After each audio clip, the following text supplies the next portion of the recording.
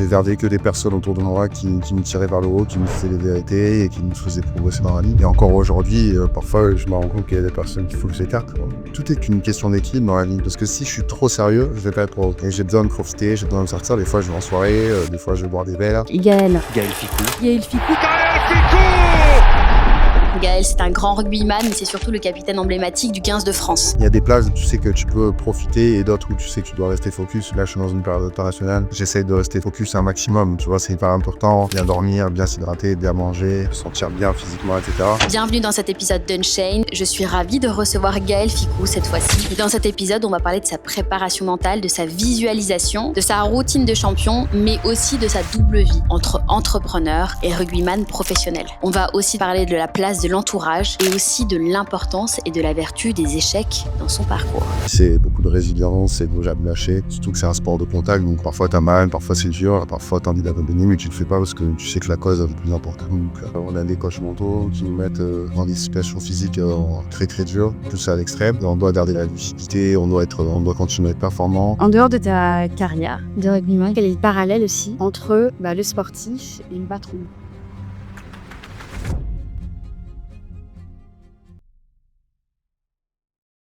Bonjour Gaël. Bonjour. Je suis très heureuse de te recevoir. Donc Gaël, rugbyman connu de tous, mais pour ceux qui ne s'intéressent pas au rugby, qui ne te connaissent pas encore, est-ce que je vais te présenter rapidement? Ouais, pas de souci. Je m'appelle Gaël Fickou, j'ai 31 ans, rugbyman professionnel au Racing Cafin et en équipe de France. Voilà, un peu d'un concours sportif. Ouais.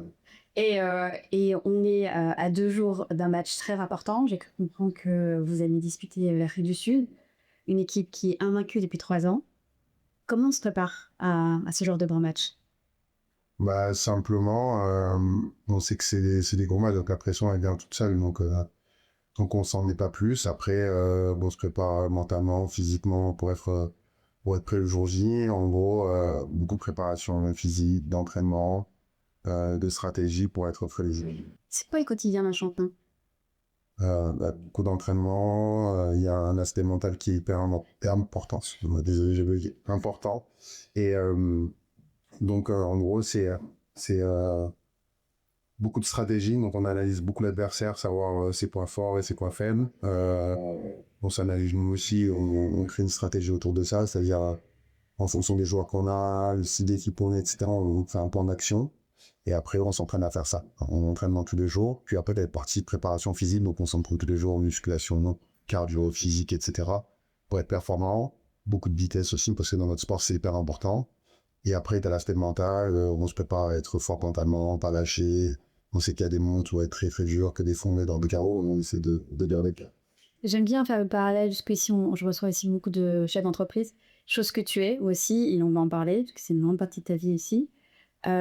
C'est quoi la préparation mentale, en fait? Et quels conseils tu pourrais donner à ceux qui veulent se préparer comme un sportif spontané?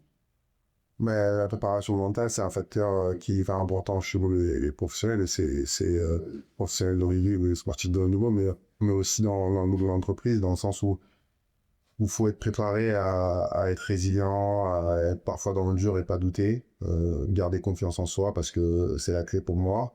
Et après, ça se travaille différemment, mais nous, on se met dans des états très durs physiquement et répondre à ces états-là. Donc, en gros, on a des coachs mentaux qui nous mettent dans des situations physiques très très dures, poussées à l'extrême.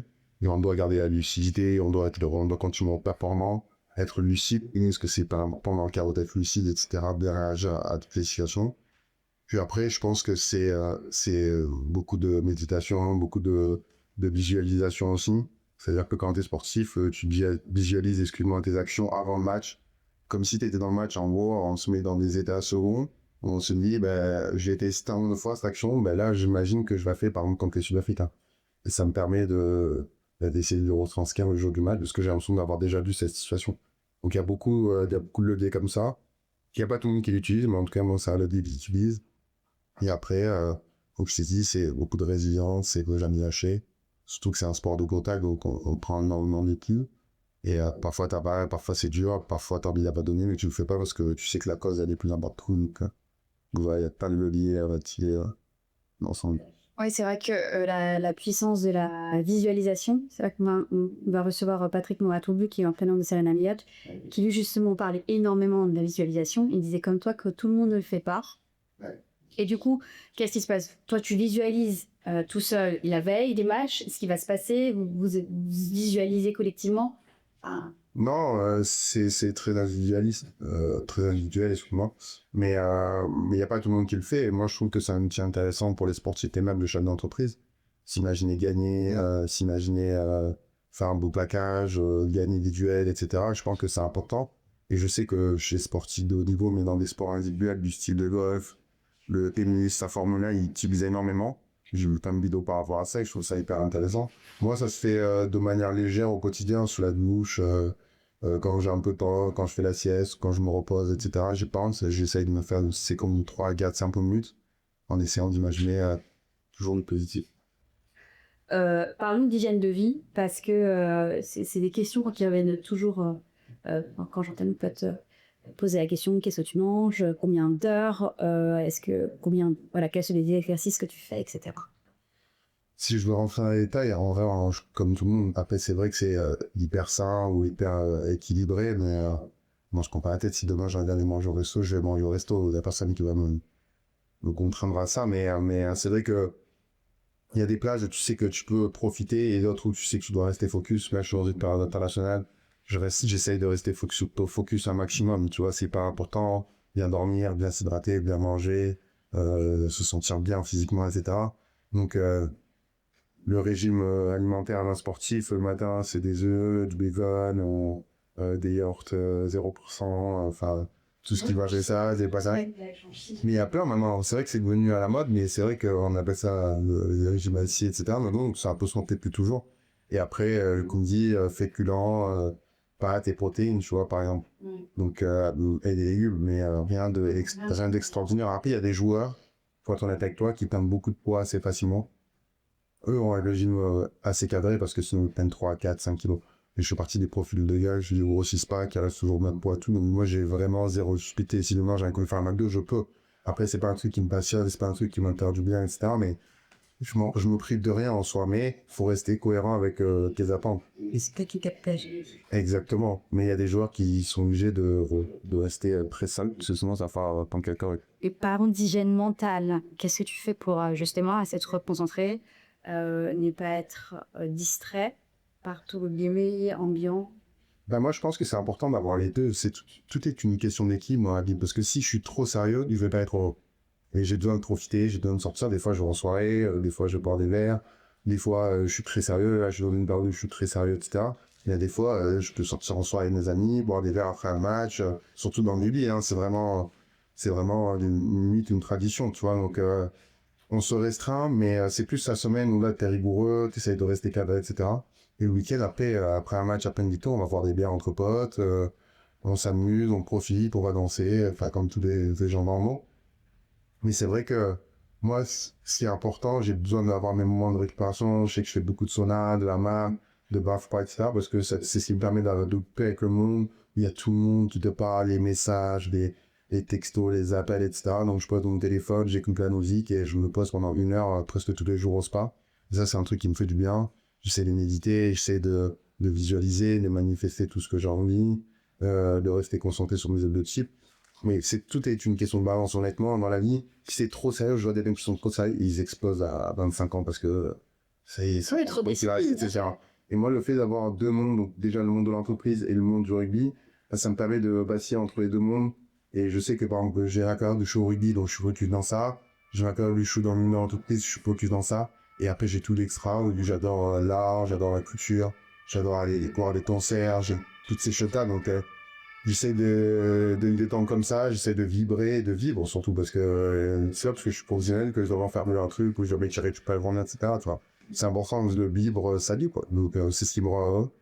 Et je le fais comme ça. Et il y a d'autres joueurs qui sont hyper sérieux, d'autres qui sont pas du tout sérieux. Donc je pense être un entre deux. D'ailleurs, tu disais, tu regardes tes artistes, c'est lequel est ton artiste préféré, on peut le sait ton produit. Ouais. Ouais, je bosse avec pas mal d'artistes que je côtoie. D'autres, c'est vraiment des amis, etc. Donc, ils m'inspirent énormément. Dans mode facilité, c'est assez si. c'est un truc que je sais pas faire, donc ça me passionne. Et c'est un truc que j'aurais adoré faire. Mais oui, à travers d'autres choses, mais voilà, ça m'intéresse. J'essaie de me cultiver, j'essaie de voir des choses que j'ai jamais vues, beaucoup de voyages. Donc ça m'inspire. Et c'est quoi ton dernier plus de voyage et ton voyage qui est dans ta future to-do? J'aimerais bien aller au Brésil. Mon dernier voyage, c'était Bali, c'était j'ai adoré, c'était très sympa. Et avec un Brésil, ouais, Brésil, j'ai appelé. Brésil, ça va être. Et là, il y a la canne au Maroc, ça va être pas mal aussi. Ouais, après Maroc, que les frénéraires, mais je pense que c'est des événements à dire. J'aime bien les événements forts comme ça. La dit d'être prend par le pays pour notre emploi. Complètement. Et en dehors de ta carrière de rugbyman, je sais que tu as pas mal de sociétés. Tu es sur énormément d'autres fronts. Est-ce que tu peux nous en parler et voir quel est le parallèle aussi entre le sportif et le patron? Il y a énormément de similitudes, honnêtement. C'est pour ça qu'il y a beaucoup de conférences autour du sport et de l'entreprise. Ça a vachement bien. Je pense que là-bas, c'est l'humain déjà, savoir gérer l'humain. C'est une des clés en entreprise, même sur le terrain. Moi, en tant que capitaine de mes équipes, etc., je mets l'humain au centre de tout parce que si tu arrives à gérer l'ego des personnes, bien t'entendre avec tout le monde, créer un groupe très fort et uni, tu peux soulever des montagnes tout seul. Tu vas aller doucement très vite, mais pas très loin. En comme collectivité, tu peux répondre à plein de choses sur la constance et sur le temps surtout. Donc pour moi, la Terre est là. Ouais, j'ai la chance de pouvoir créer des choses à côté. J'ai une société de production avec un de mes meilleurs amis. Donc le but, c'est de créer des pubs, d'écrire des séries, des documentaires, pourquoi pas des films pour des maisons de production, des grosses maisons de production, mais aussi beaucoup de pubs pour des sociétés. Ça peut être dans différents marchés. On n'a pas un marché en particulier, on parle avec beaucoup de monde. Je fais de la restauration, mais pas loin. J'ai jamais servi une assiette, je sais même pas comment faire, mais mon frère est restaurateur depuis plus longtemps, et du coup on a monté pas mal de restaurants aussi. Et on fait du mobilier, on est une concierge dans le mobilier aussi, avec nos meilleurs amis aussi d'enfance. On a un de mes meilleurs potes qui Quand tu es associé avec... avec qui, ouais, la plupart, et mon frère surtout, parce que c'est des gens de confiance et je m'apprends quoi la confiance, donc forcément, c'est un truc qui me tient à cœur. Et j'ai développé tous ces business-là avec eux parce que c'est des personnes en qui je crois, en qui j'ai confiance et avec qui j'ai envie d'avancer dans la vie, donc c'est hyper important. Et ouais, si, je voudrais souligner l'importance de ton entourage. Du coup, tu as commencé très tôt, l'unité était déracinée. Parle-nous un petit peu de quand tu as commencé, je crois 14 ans, c'est ça? Ouais, j'ai commencé à aider à 14 ans. Très vite, je suis parti en centre de formation. À l'âge de 16 ans, je suis monté à Paris. Les 30 meilleurs enfants français. Donc, on s'entraînait tous ensemble pendant une année. On jouait contre deux pays du Nord. On a joué énormément. C'était extraordinaire. Et très vite, je suis passé confessionnel à l'âge de 18 ans. C'est l'âge légal, on va dire. Moi, je suis confessionnel, ouais, parce que les assurances ne te couvrent pas. Donc, moi, tout a explosé très rapidement. Je suis un des plus jeunes à avoir pas l'équipe nationale. Non, c'était 14, c'est donc 18, donc ça commence à perdre. Mais tout s'est passé à une vitesse incroyable et en fait, j'ai été bien entouré. Mon frère qui a toujours été là, ma famille, mes amis proches. Je reste toujours avec les mêmes personnes depuis 15 ans. Et j'ai créé mon socle comme ça. C'est toujours important d'avoir un environnement favorable avec des personnes ambitieuses et qui vont faire des choses. Donc, j'ai écarté toutes les personnes qui pouvaient me nuire ou qui pouvaient me tirer vers le bas parce que ça a aucune importance et à part t'apporter des problèmes, ça t'apporte rien de bon. Et j'ai gardé que des personnes autour de moi qui me tiraient vers le haut, qui me disaient les vérités et qui me faisaient progresser dans la vie. Et encore aujourd'hui, parfois, je me rends compte qu'il y a des personnes que j'étape. Donc, c'est jamais fini, mais en tout cas, j'apprends tous les jours. Et on sait, je pense que c'est important. Et donc, en fait, finalement, t'as pas une adolescence normale, t'as pas une vie de jeune adulte. Normal, t'as toujours été très exposé rapidement, sous les spotlights, la notoriété, éventuellement l'argent, et la presse, etc. Ouais.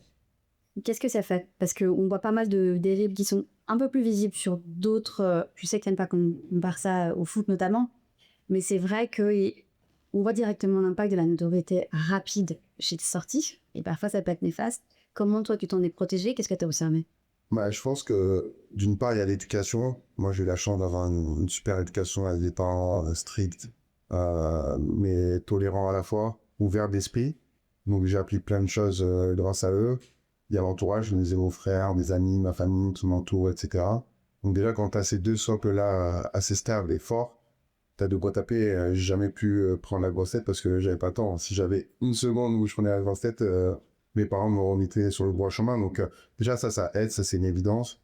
L'éducation ça aide parce que bah, tu sais quoi faire dû à ton éducation, dû à ce que tes parents t'ont appris. Et après c'est ton intelligence à toi émotionnelle. C'est-à-dire que moi très vite je me suis rendu compte que ça allait vite, mais j'ai jamais pris feu parce que déjà c'est un sport où il faut rester arme parce que tu peux te faire détruire à tout moment.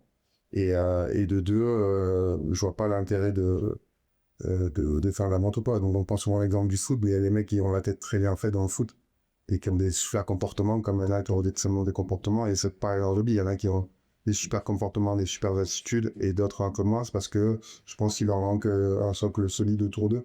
C'est pas des mauvaises personnes, la plupart qui font des conneries, que ce soit dans le foot, dans le rugby ou dans d'autres sports, c'est parce que je pense qu'il leur manque un truc autour d'eux qui consomment tout ça.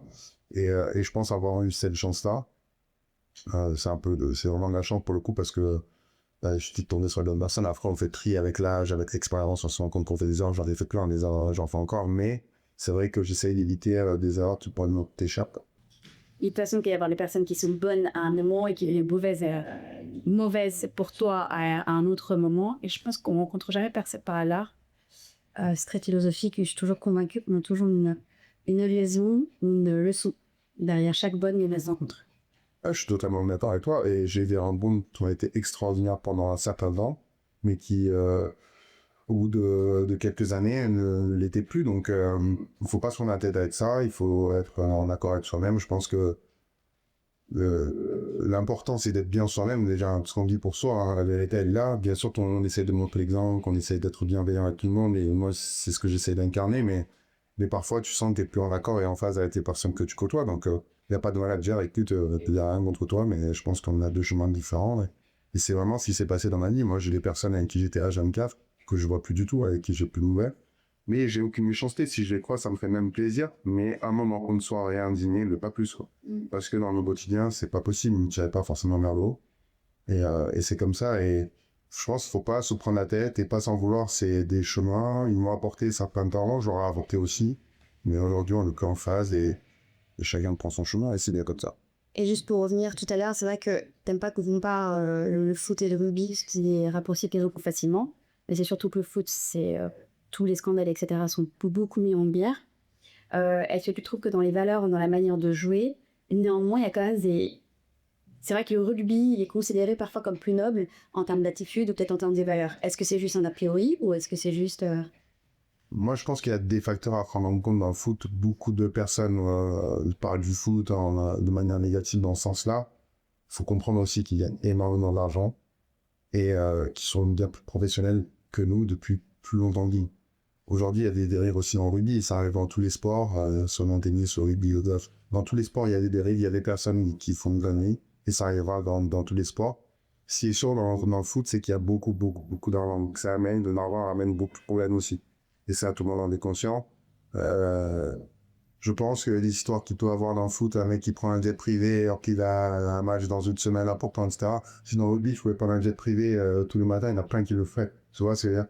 Donc il y a aussi des problèmes qu'on s'est dit parce que on gagne pas le même argent, on n'a pas la même notoriété. Il y a plein de choses qui ne sortent pas dans le rugby parce qu'on n'est pas aussi visible qu'eux. Donc il y a plein de choses aussi à prendre en compte. C'est pour ça que moi, c'est un sport que j'admire, le foot. Bien sûr qu'il y a des dérives, mais comme dans tous les sports.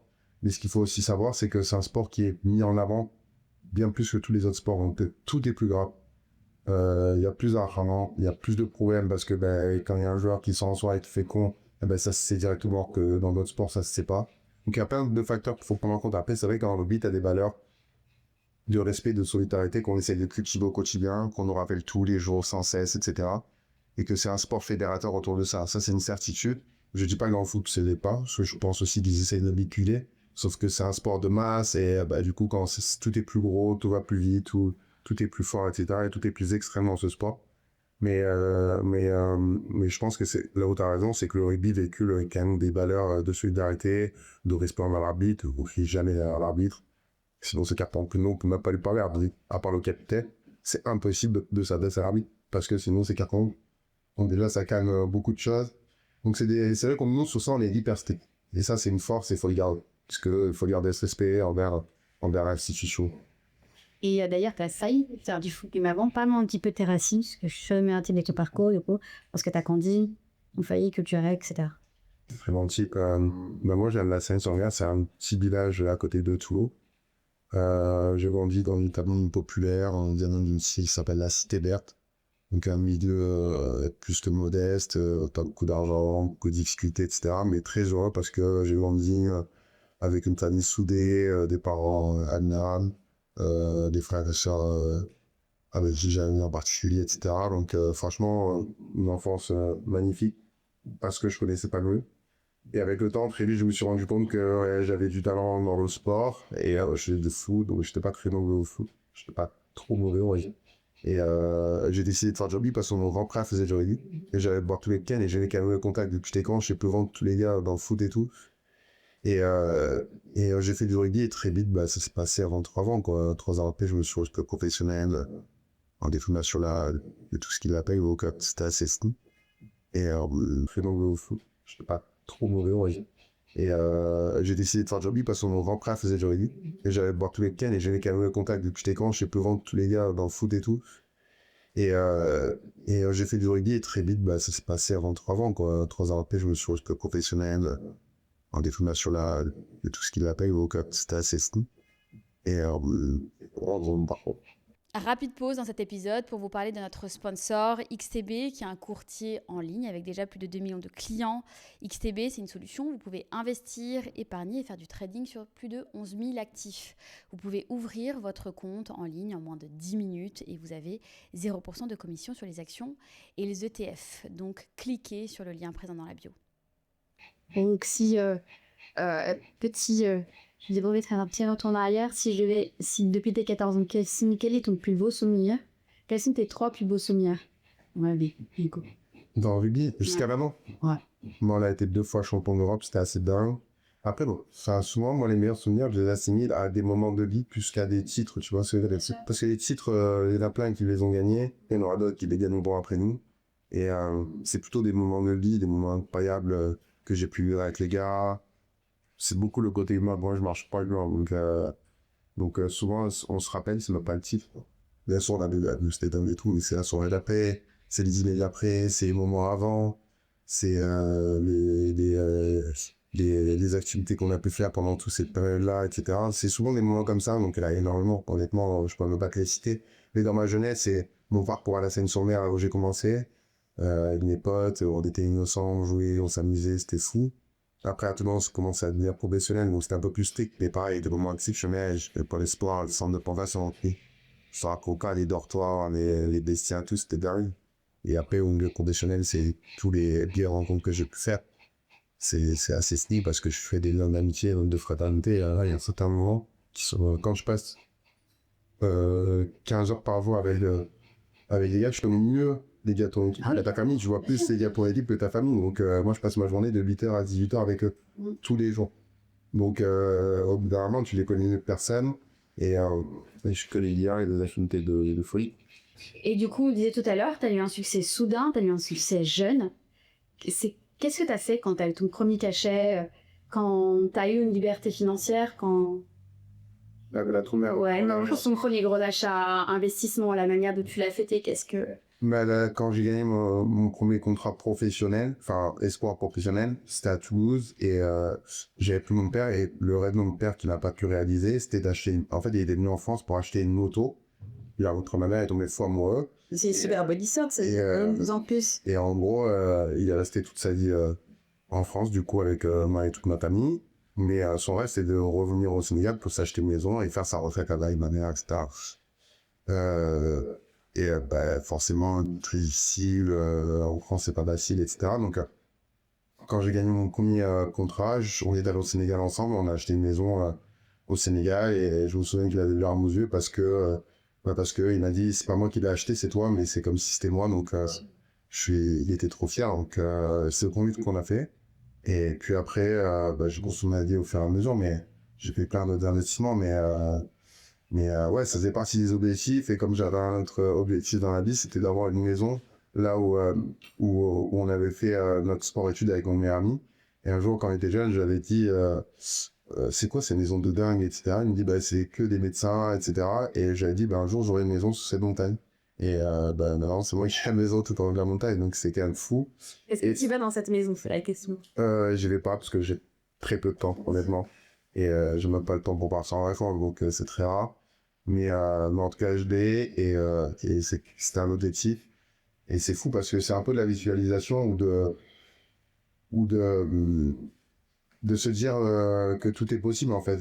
Quand je me suis dit ça à cette époque-là, je pensais même pas que c'était possible. J'ai dit ça comme ça. Voilà, et en fait, le jour où ça arrivait, je me suis dit c'est quand même fou la vie. Et c'est lui qui m'a rappelé ce moment-là parce qu'il m'en souvenait plus.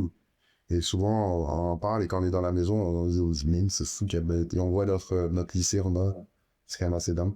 Donc, comme pour la maison Sega, le plus tout petit, c'est mon père, je vais t'acheter une maison, etc. Et donc, quand tu réalises ça, t'es fier de toi et t'es surtout content parce que bah, tu fais plaisir à ta famille ou à des gens que t'aimes. Mais si c'est tes proches. Ouais, mais c'est cool. Et mais c'est vrai que quand on parle de manifestation, les gens pensent qu'on parle de quelque chose de super spirituel, etc. Or, pas du tout. C'est chimique, neurologique. À partir du moment où tu prononces, où tu visualises des choses, en fait, ton cerveau, mécaniquement, va suivre ce chemin, considéré comme une potentialité, et faire en sorte et faire des actions qui vont mener vers cette potentialité-là. Alors que si juste tu te l'es pas dit, si tu l'as pas imaginé, Bah ça, je sais pas non plus, ça va, forcément, c'est pas l'objectif. Il faut faire comme si ça l'était déjà, quoi. Là, je me dis qu'on a des comme la police, il semble, ça va se passer. Mais d'ailleurs, apparemment de l'après, parce que c'est vrai, depuis tes 14 ans, tu as saisi là, tu es sportif, est-ce que tu es préparé mentalement à avoir une classique? Une classique qui ne dépasse ce que tu as. Je pense que je n'aurais pas une classique, honnêtement. En tout cas, c'est tout ce que je cherche à faire dans les projets que j'ai à l'avenir. Mais c'est sûr que rentrer dans un stade de 15 personnes, je pense que ça m'arrivera plus. Ou à part prendre les voir un match, tu vois, mais je pense que ouais, il y aura un petit deuil à faire.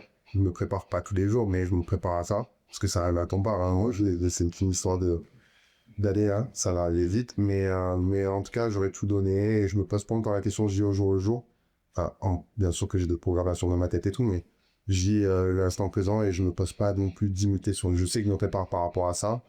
Et dans tous les cas, je sais qu'il m'attend des belles choses. En tout cas, c'est ce que j'essaie de visualiser. Et du coup, de se focus sur ta carrière, sur ta boîte, c'est lié en pub, communication. Ouais, c'est ce qui me passionne le plus. Les autres, c'est parce que bah, c'est des projets intéressants, mais c'est du financier. C'est pour continuer à créer, à développer des projets à côté. Mais ce qui me passionne vraiment, ouais, c'est la production, c'est écrire des choses intéressantes, créer des choses, ça me plaît. Après, je suis dit, tu cochon, sauf que là, t'es dans un réactif, tu crées, etc. Ouais. C'est vrai qu'il peut pas s'imaginer humain qu'avoir des facultés comme ça créatives, ou être passionné. Il peut fondre un scénario d'une publicité, etc. Donc ça, c'est toi qui fais une nouvelle chose.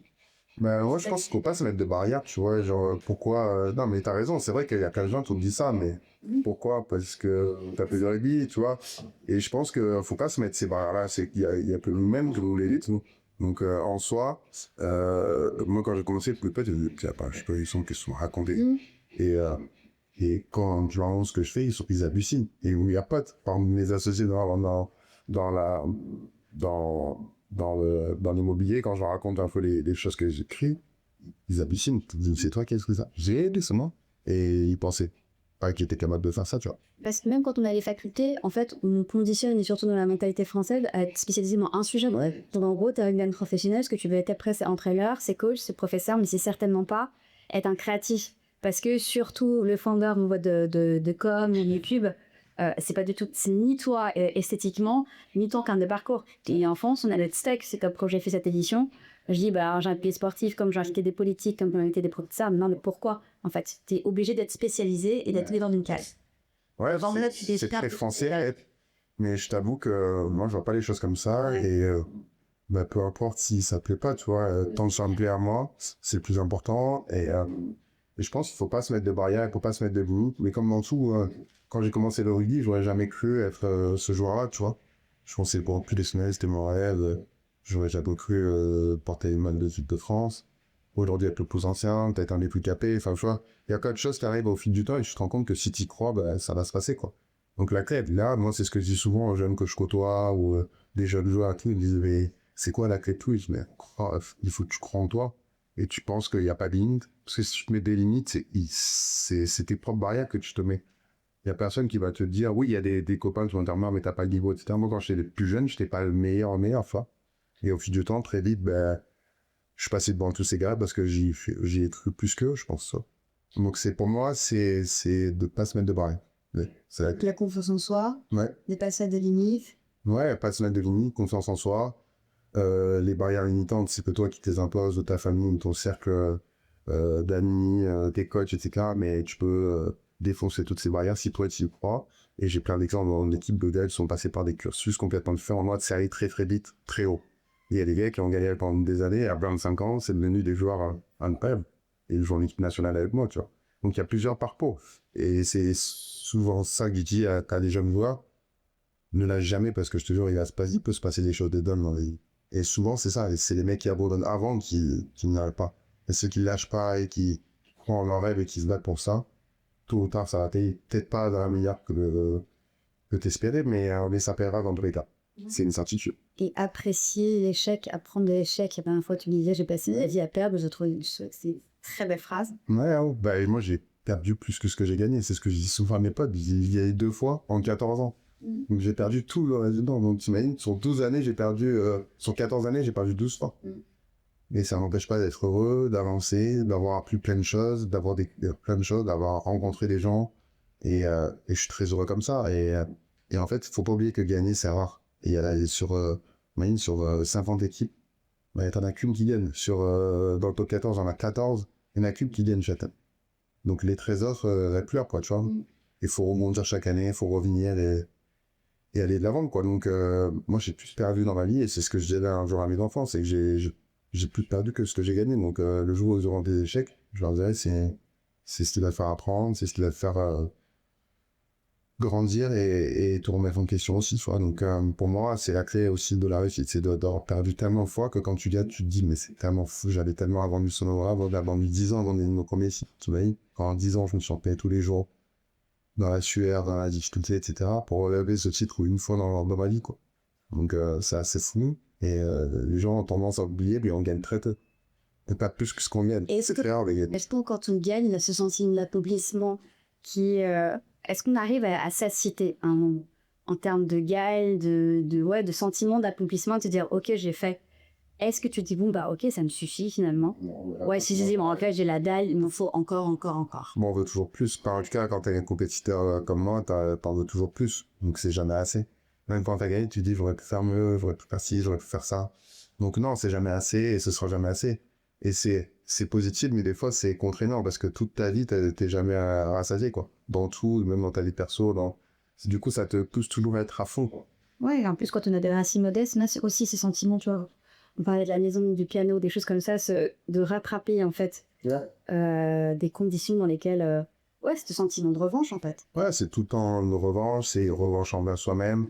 C'est se dire, je sais pas c'est quoi mes limites. Et moi, je suis persuadé que j'ai aucune limite. Mais c'est pas être manqué d'unité. C'est pas du tout. Enfin, j'adore ce discours, mais il y a beaucoup de gens qui ont du mal à entendre. C'est des actes des rêves, quoi, mais... C'est du travail. En fait, les gens qui vont dire, j'ai aucune limite, mais parce que j'ai été béni par les dieux et j'ai des saluts supérieurs, c'est faux. Généralement, ceux qui disent faut que je renonce, c'est ceux qui disent j'ai aucune limite, surtout quand c'est des sportifs, etc. C'est ça qui a ce travail derrière. Et même pareil pour les gens dans le business qui disent j'ai aucune limite. Moi, il y a des sujets où je me dis ok, non, j'ai aucune limite parce que je sais que je vais devoir travailler des heures, je vais devoir me faire mal. Totalement. Mais c'est vrai que on voit qu'un petit morceau de la leader, mais la vérité, c'est que tu as travaillé en amont pour ça, que tu t'es levé tous les jours de ta vie à 6h30 tout le matin pour bosser, pour construire ça, et on voit que ta réussite ou que la victoire ou que cette coupe que tu as levée à ce moment-là. Mais ils voient pas tous les échecs, tous les déceptions, toutes les souffrances, etc. C'est vrai que nous, c'est un sport qui est très dur dans son flux. Réveille tous les matins très tôt, t'entraîner sous la pluie, tu prends des coups, etc. C'est un sport magnifique, mais c'est hyper contraignant en dessous. Et en fait, quand tu gagnes, c'est un peu la réplique de tout ce travail acharné et de toutes ces difficultés auxquelles tu as été confronté. Donc ouais, il faut pas avoir honte de dire aussi que quand tu gagnes, il faut bien fêter, il faut en profiter parce que c'est très rare de gagner. Mais par contre, faut se remettre très vite de boulot parce que les autres, ils attendent pas. Ils sont déçus, donc ils bossent encore 10 fois plus et ils ont pas de temps à perdre. Qu'est-ce qu'on pourrait traiter pour la suite, alors? Beaucoup de victoires. T'as une victoire, beaucoup d'heures de l'eau. Bon, quand ça sera diffusé, le match sera déjà passé. Nous en allons aller vite avant, à la fin, mais Non, mais beaucoup de victoires, déjà des week-ends, et beaucoup de bonheur surtout. Parce que la clé, c'est ça. c'est quoi de bonheur du coup? C'est d'avoir des projets, de se sentir vivant, d'être entouré des gens qu'on aime, de vibrer, et de s'amuser aussi. Question maintenant pour les réseaux sociaux. Qu'est-ce qu'il ne faut pas te dire?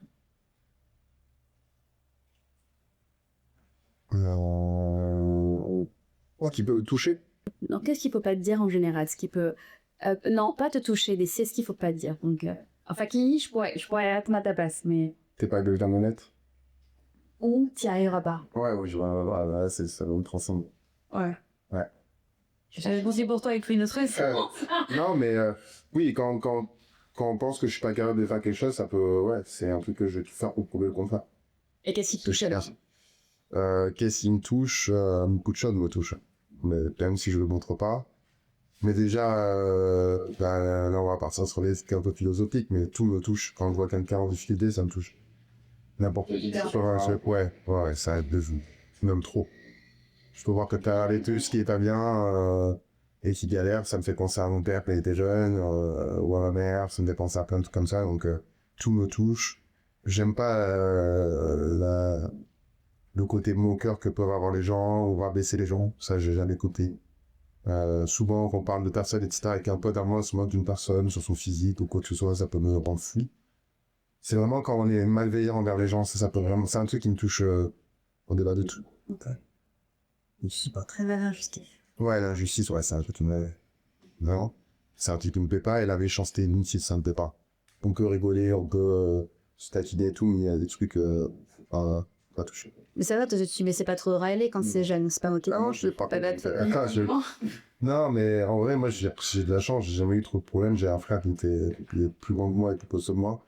Des cousins pareils, des plus costauds que moi et tout, donc j'ai toujours été protégé, mais même après, je me protégeais tout seul, mais j'ai jamais eu cette mentalité-là. Et c'est un truc qui m'a toujours touché. Même à l'école, quand j'étais jeune, etc., quand les gens, ils étaient pas empathiques, ça me révoltait. Je sais pas pourquoi. Je défendais toujours les plus démunis, on va dire.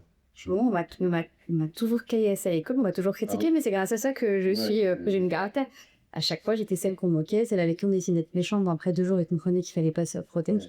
À moi, même si j'étais, je pense, la moitié d'une galerie, mais c'est toi qui m'as plongé, quoi. C'est bon. Du coup, si tu avais un livre, un film ou une œuvre à conseiller, quelque chose qui t'a bouleversé, qui t'a inspiré. C'est un film. Phrase d'homme, meilleur film de tous les temps. Tout dans l'émotion. Ouais, cette histoire, elle est dingue. Bah, surtout, elle a fait pleurer des millions de personnes, mais c'est exceptionnel. Il y a plein de films qui peuvent t'inspirer et qui te donnent des leçons. Bon, moi, le Wall Street, c'est une leçon de personnes dans le monde du business qui ont explosé, qui ont gagné beaucoup d'argent, etc., et qui sont partis en couille coupe. Donc, tu vois, c'est des choses à pas faire. C'est pour ça qu'il faut toujours prendre la leçon du film, je trouve qu'elle est intéressante.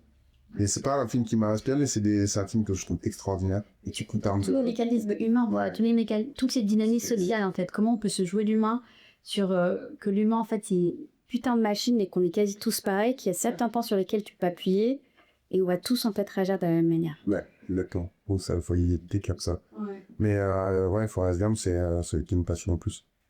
Et musique, alors? Mais si, je dis tellement. Je passe ma vie avec tout d'amis que c'est ma passion. Plutôt quel type rap? J'écoute de tout, mais c'est lunaire. Hein. Pour ma playlist, elle est lunaire. Mais j'écoute un peu tout. Des musiques calmes et touchantes, avec des paroles inspirantes. Diane, son album de rock en si, je sais pas si vous l'avez bien écouté, il est assez dingue.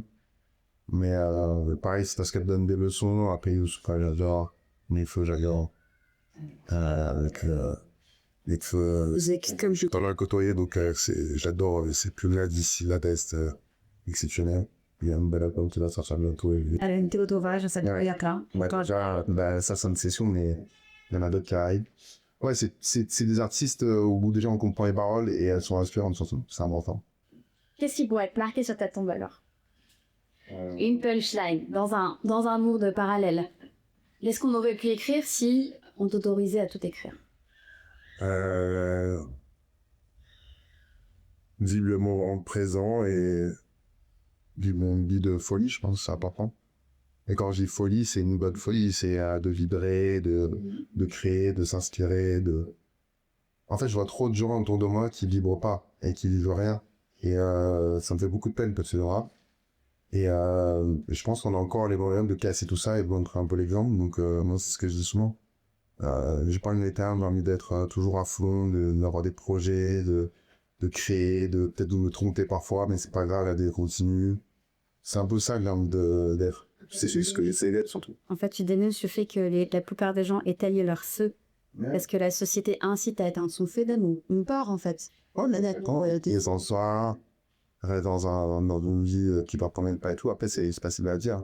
On a la chance de 15 semaines, etc. Et là, ils n'ont pas de chance. Oui, c'est pas plus difficile de faire ce que t'aimes. Je trouve ça beaucoup plus difficile, finalement, de faire des choix qui sont... Parce que quand on fait ce qu'on aime, c'est pas forcément les choix les plus évidents à assumer en société. C'est pas forcément les choix les plus sécures. Finalement, ça demande beaucoup plus de courage au départ de faire. Après, la vie qui est facile. En fait, tu payes toujours un prix. Est-ce que tu payes le prix de... Totalement. Voilà, C'est beaucoup de sacrifices, beaucoup de concessions et tout ça, mais voilà, ouais, c'est avance, j'ai envie de me retenir, et c'est ce que disent tout le temps mes amis, ils me disent t'es toujours à 100 à l'heure, quoi, quand t'as fini un projet, t'en fais un autre, et ça sera comme ça toute ma vie. Qu'est-ce que t'aimerais qu'on retire de toi?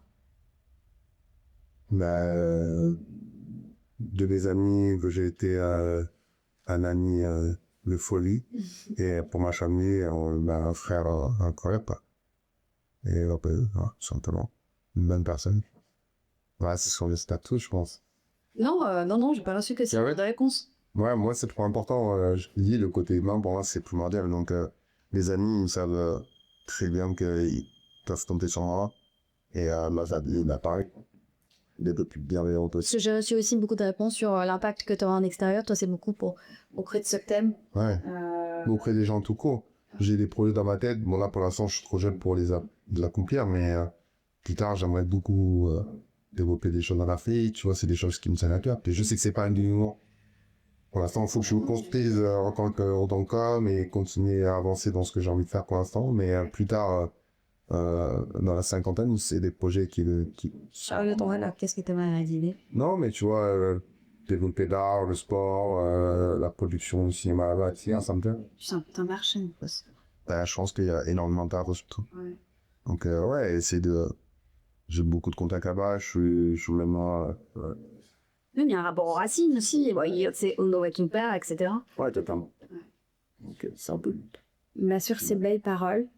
Merci de vous avoir écouté. Merci de nous avoir regardé. Merci pour tout le temps, Gaël. Moi aussi. On t'envoie tous nos encouragements. Laisse-le justement le match. Vous avez dit. Merci. Merci de nous avoir écoutés ou regardés pour cet échange avec Gaël. Cet échange, il est assez court parce qu'en fait, c'était les deuxièmes podcasts qu'on avait tournés ensemble. La semaine précédente, on avait fait un super podcast d'1h30, très dense, hyper inspirant.